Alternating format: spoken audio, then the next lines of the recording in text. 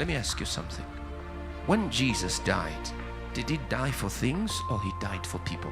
God gave his son Jesus because he loved humanity, not what they own. In other words, God wants you.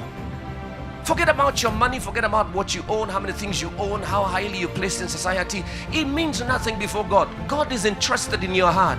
So the first thing that God wants from you is not your money. No, it is your heart. Living for him. 2 Corinthians chapter 8 verse number 5. They even did more than we had hoped for their first action. Their first action was what? Was to give themselves to the Lord. That's the first thing God wants from you. Give your heart to the Lord. Matthew 6:21. You can't worship the true God while enslaved to the God of money. So there's a spirit behind money. It seeks to get hold of believers and make them so busy bodies until they have no time for God. And what happens is, the more you're busy and have no time for God, you're drying on the inside. Let me ask you, what do you do with your money? Do you honor God with your money, or you do funny things? If you take and give it to God, you are acknowledging that he is the author, and you're recognizing him as the source of everything that you own. It's called honor. So giving actually is giving honor to God as the owner of everything. It is not possible to love someone and not spend money on that person. It is not possible. Why are we arguing about tithes? Number, we never wrote the book. We are arguing, no, we are not supposed to tithe. No, we should tithe. No, in the New Testament. What is all this? Question is, do you love God? If you love God, do you tithe or you do more than tithe? That's simple. So number one, God wants your heart. If God has your heart, God has your money and everything else.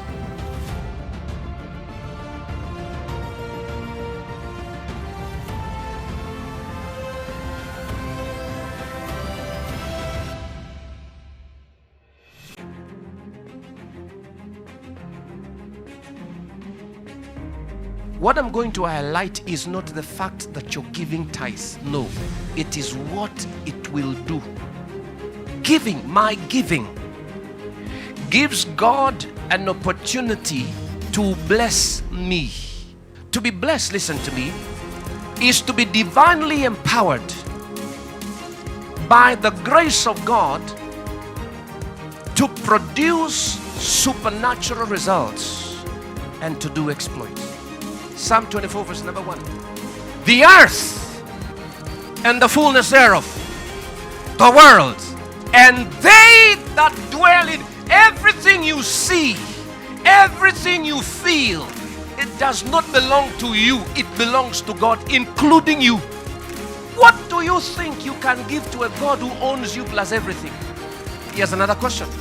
Do you think if you give to God, you're going to make God rich? If I bring something to him, I am not improving him. Giving is a system that he put in place to bless us. Malachi chapter 3 verse 8. Will a man rob God? That's the question. Then he says, yet ye have robbed me. This is God. But you say, wherein have we robbed thee? In other words, how have we robbed you? Or in what sense have we robbed you? Then he gives an answer. He says, in tithes and offerings. Next verse. Who's the devourer? Satan is the devourer. What does he come for? Your money. How does he take your money? Through sickness is an avenue. Through loss is another. Through stealing is another. There are many avenues Satan can take away your resources. Many. People will steal from you. You will do business and they will not pay you. God is not responsible. But this is what God says. He says, if you do, I will take care of the devourer for you. Meaning, you're giving God the authority to take care of your finances and keep Satan at bay. Number 2, giving authorizes God to keep Satan away from destroying your business and from taking away your money and from destroying everything that your hands find to do. Here's my question. Would you do it?